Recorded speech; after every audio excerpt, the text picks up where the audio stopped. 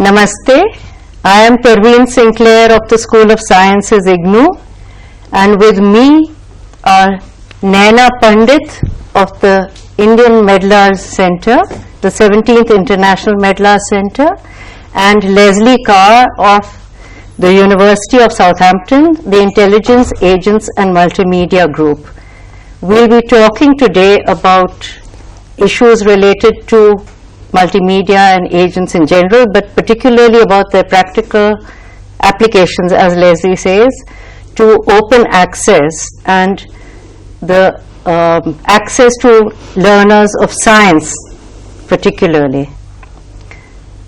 So let's begin with Naina. Why don't you give us something about your background in open access? Well, the background is not very old. We were recently, very few years back, introduced to this concept of open access.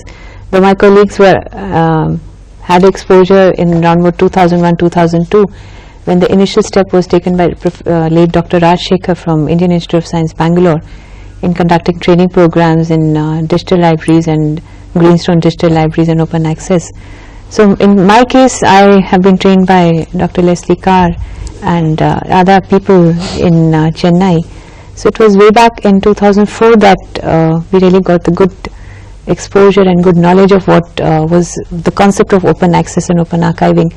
And since then we have been working in this area at our center to develop archive on open access in the area of biomedical. And so you're doing it for biomedical research, that's right, really. That's right. Leslie, would you like to tell us about how you got into the whole issue of open access? Well, I suppose ever since I became a researcher, I've been interested in digital libraries and large collections of material, scholarly material and research material. And it naturally came as the web developed. We found that we were making these big collections, and we were involved in the start of the Open Archiving Initiative, as we started to pull together specifically research-oriented collections. And we offered at the beginning of that movement to create a piece of software that would help everyone to join in with this movement, and so that they could participate, they could put their own collections of research online in a form that became known as open access, so that everyone would have open and free access to the research output of all the institutions, all the universities of the world. What kind of access are people, students, etc., really getting? Students of science, for example, or mathematics, really getting from this? What are they gaining from this movement? Well, what they're gaining from this movement is the ability to see a lot more information. What has happened historically is that when researchers write papers, they make new discoveries and they develop new ideas. They write papers and then give them to publishers to sell, because that was the only way to get these things disseminated and out into the public domain.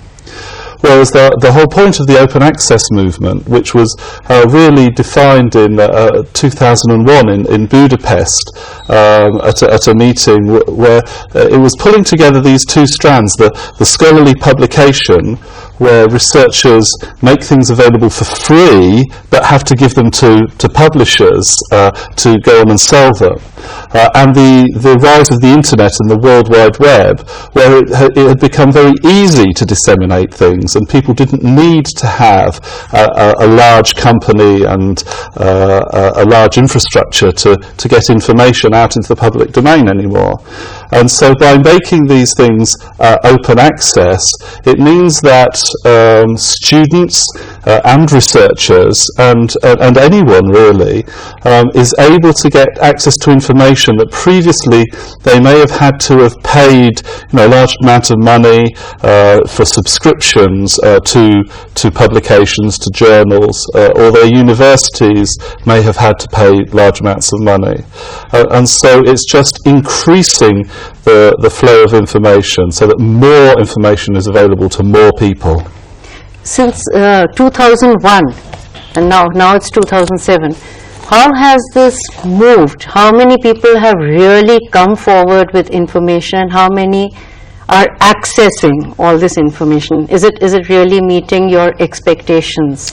Well, we keep a register of all of the we tend to call them repositories now, and we keep a register of all of those in order to count up exactly the effect of this movement. And we have about 800 repositories registered from across the world, and each of them perhaps have hundreds or thousands or tens of thousands of items in them.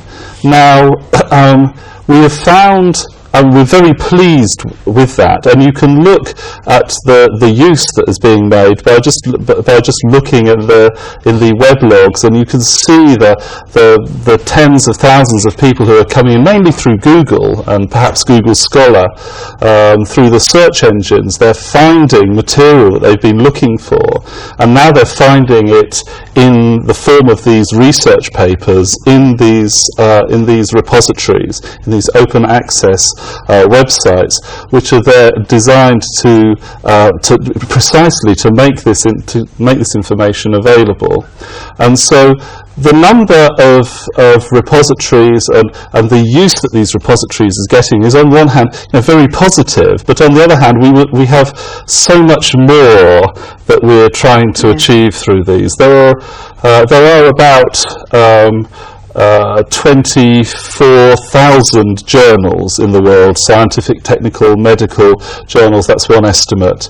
And an annual number of papers that is published that's about 2.5 million, I think, is the estimate. And so that represents an enormous amount of knowledge and of scientific work that's going on, and we're capturing at the moment only a very small fraction of that, and our ultimate aim is to capture the entire scientific and scholarly output of the whole world. Do you differentiate between one repository, quality of repositories, or are you saying that everything is taken and then you leave it to the person concerned, the researcher, to decide on whether this is good quality or not? Is there some quality consideration? Well, the repositories are acting in parallel with a system of journal publication. We're not saying don't send your papers to journals. What we're saying is, as well as giving them to journals, make sure that you put a copy of what you've created into a repository, so that if someone works in an institution and they have a subscription to a publisher's copy, they can go and get it from the publisher. But if they don't, at least they can find your copy somewhere using Google or Google Scholar. And now the whole journal system of peer review comes in, and that's when you know about the quality, or that gives a pointer to the quality. So if you can see that this paper that you're downloading has been peer reviewed, and it has been published perhaps in a journal, then you can make a judgment about whether you think that is a high quality thing, or whether the quality is good enough for your purposes. Do you give an impact factor alongside the journals if they're already been, or you leave them to look for it somewhere else? That's a very good question, and the journal impact factor is something that researchers think about a lot when it comes to the quality of papers. But the journal impact factor is calculated for a whole journal over a long period of time, and it's an average number, and what it really says is how many citations have the papers in this. So what is the impact of this work? Is it important or not?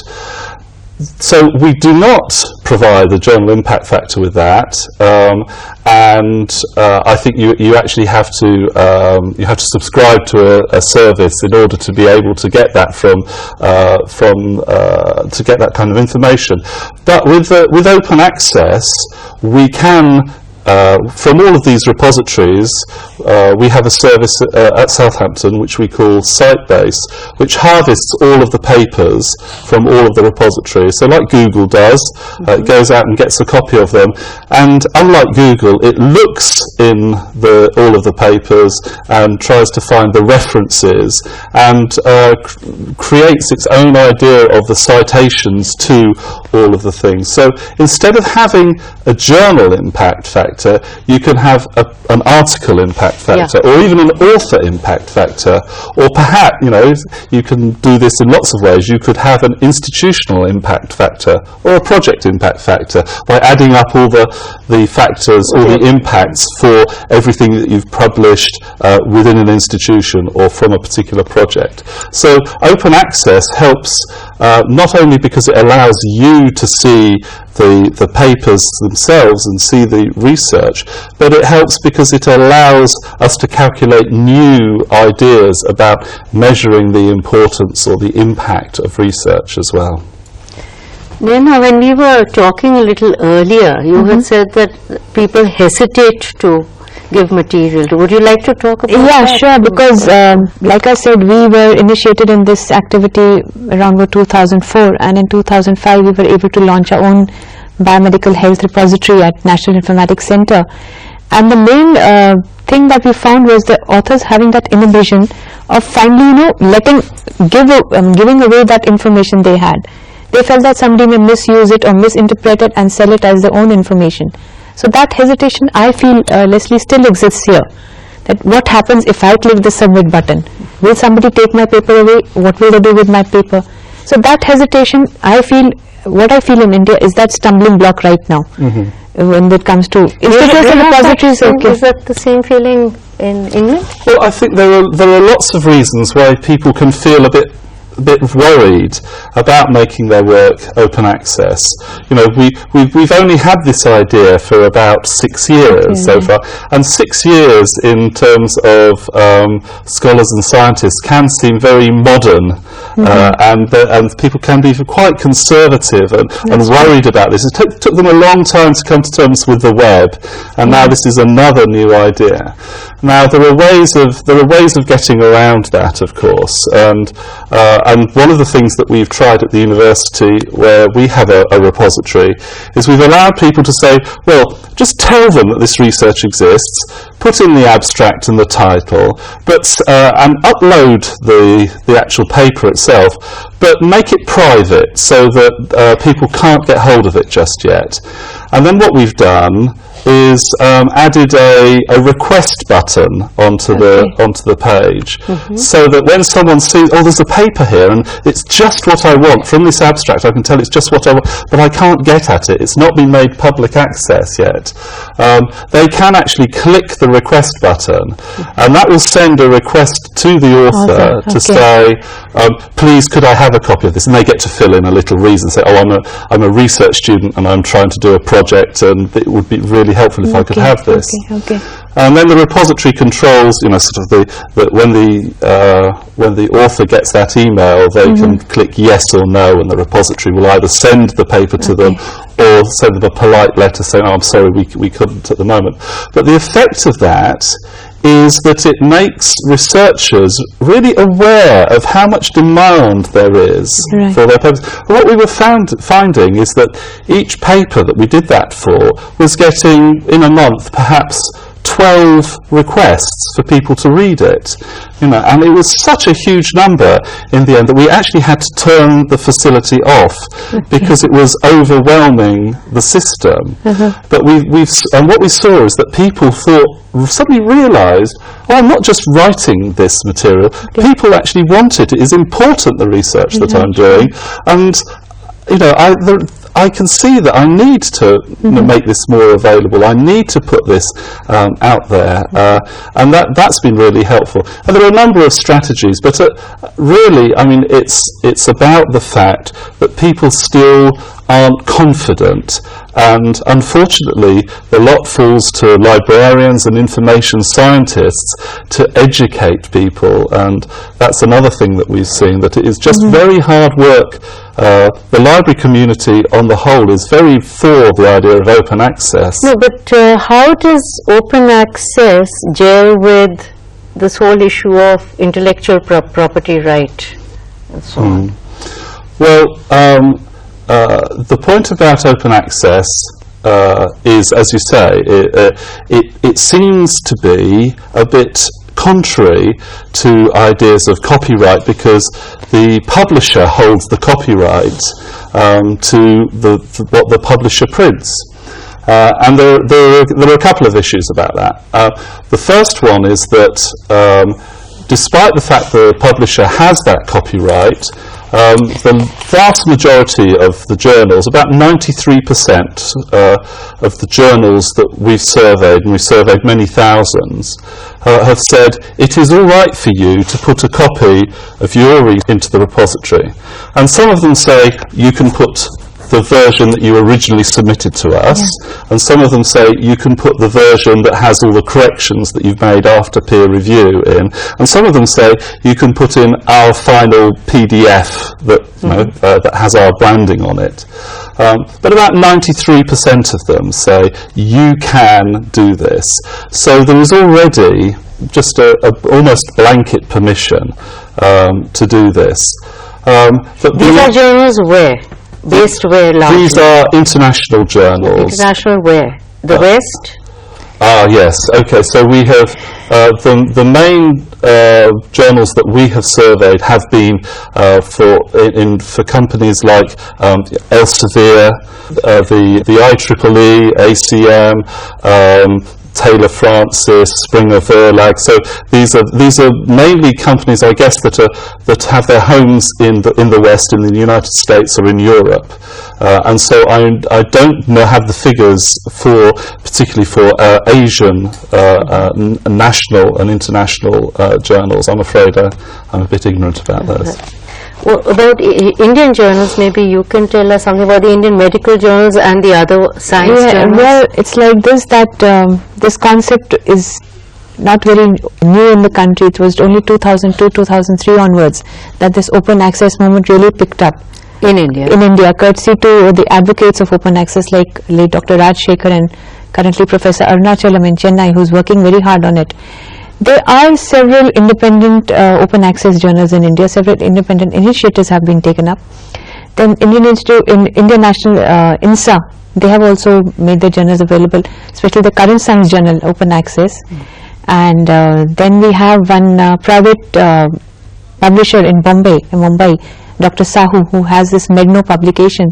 He has currently, if I'm not wrong, around 30 journals which he publishes, open access journal which he publishes in the area of health and medical sciences. We also have, NIC also has an initiative which is not exactly open access. It's more of free access to our users. We have 38 journals, full text of 38 peer-reviewed Indian journals in one of our databases which we call MEDIND, which is Medical Indian Journals.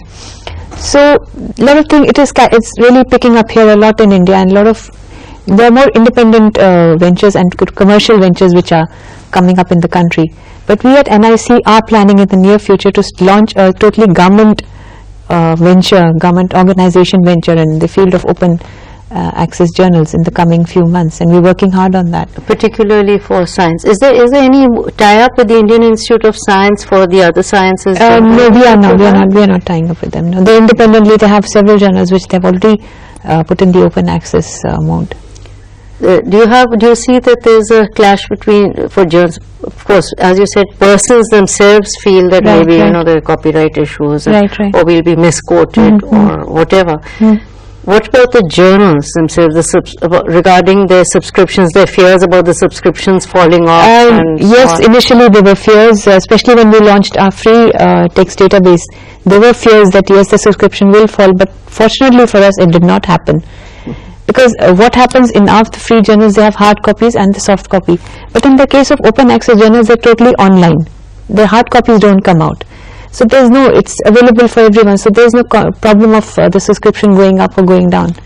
And since they're free and open, I mean, they have millions or thousands of users using those journals. So that's Across the world. across the world and in India especially. Is this repository part of one of the 800 repositories you're... Yes, absolutely. It's one of the repositories that we track. That's right. Yeah, there are 22 Indian repositories currently registered in their database. So that's a very good figure. In 2 years, I think we really picked up very well. After 2005, we really picked up very well. India really picked up very well. And I think that in India particularly has responded very well to the whole idea of open access. And it seems to me, as a European, as a British observer, that when I come to India, people are always talking about the responsibility of distributing knowledge to help the public, to help build society. And it's a message that's very strong from India, which isn't always reflected in Europe, that I hear. I'd like to just go back to the first question I had asked you about how you got into this. So, you see, you said you attended this started in 2001, but what made you get interested in it, or you just thought it's a good idea and jumped into it from what you were doing earlier, which is semantic web and so on? There are a number of levels I can answer that. The easiest way to say is I was working with Stephen Harnad, who's a very well known in this movement, and together with Professor Arunachlan is a tireless campaigner for open access. And I happened to be working with him, and I kind of got caught up in the whole activity. But there's a more philosophical idea than that. Because originally I wanted to be an artificial intelligence researcher, because when I finished my degree I thought that sounded as if it was really interesting and people would respect me if I said I was interested in artificial intelligence. And what my professor, my tutor, taught me, in fact, through my degree by the end, was that there is so much to learn in the way that we communicate, in the way that we transfer documents, and that we communicate our knowledge to each other, and that everything that you find in the brain, and in trying to mimic that in artificial intelligence, you can find by looking at pieces of paper, because in order to communicate with each other we have to take things from our brain and put them onto these pieces of paper. And so I realized that documents were important, and that using something like the web to communicate with people was actually had a lot of really hidden computer science in there, that some other people can just dismiss and say, oh, that's just like desktop publishing, and that's fonts and Microsoft Word. But no, it's about communication and it's about understanding. And so as far as I'm concerned, this whole thing to do with open access, although important in itself, really marks something which is a change, and you can use terms like the semantic web, where researchers are looking at how we can get agents and computers to understand the information that we put on the web, as well as just relying on humans to read it with their eyeballs. But once you start to get everyone cooperating and making their own, whether it's research output or scholarly output, their own intellectual capital, their own intellectual ideas, if they can catalogue them and put them on the web, then that starts to make a whole new way of looking at the sum of human activity and human endeavours. And rather than just having a Google or any search engine that returns us a document, I look forward to a world where we can constantly be briefed and updated about the latest developments in particular areas and the meaning and impact of something, and how how different phenomena kind of contribute to something. So more than just returning facts from a search engine, so we can have computers which actually help us to understand how all these facts fit together, what the significance of them is, and how they apply to the tasks that we're undertaking. So I see this as really just as the start of a whole new way of interacting with the web. And so that comes back to my original research ideas and research topics, and will change again the way that we work and the way that we live. See, there are two things. One is you're saying that this is the start. So what kind of activity is moving in the directions that you're saying? Is it across the world that they are moving towards this, which is really intelligence? That is one. Yes. The second I want to ask is that there is still a lot of, particularly in America, among the scientists, you say 93% of the journals in the UK have agreed, is it? Or 93% international. Internationally. But then the kind of debate that's going on in America Yes. doesn't seem to give me that impression. The scientists are not, they're up in arms, and they're, the two groups. So on these two issues, I'd like to, if you could just... Well, let me take the second one first. I know exactly what you mean because I'm involved in that debate, and often, for a start, the publishers are worried that this kind of activity, if we make copies of research available for free, that it will destroy their businesses. Now we have seen open access in particular, as particularly physics, for something like 15 years. And there has been no sign, according to the physics publishers, and so we're reasonably confident as you can be about these things, that there isn't a huge threat to journal business. On the other hand, the internet, the World Wide Web, is what people call a disruptive technology, but it closes down some other things, and so the whole journal business is about dissemination. And dissemination used to be very difficult, and people would pay a lot to have it done, whereas now dissemination is easy, and so the question is, where is the value? How do you build a business? And so there's just a lot of upheaval for publishers, and they are worried, they are nervous, and so how that affects researchers is that researchers, in terms of their societies, their scholarly and their professional societies, have always, they often have a publishing arm which publishes journal for those particular societies and helps to fund the societies.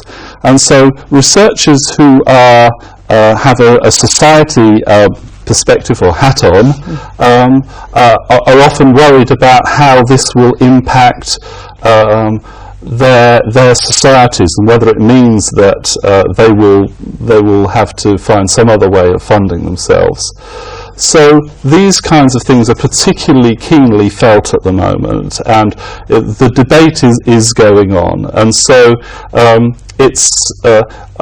we're getting more and more support. Recently, just last week, there was a meeting in Europe, in Brussels, to debate this between the publishers and the researchers, and we had a petition of 20,000 researchers, 1,000 research organisations saying we support open access, we support archiving repositories and people putting their publications in them, and it's such a show of support that we believe that soon the arguments will be settled.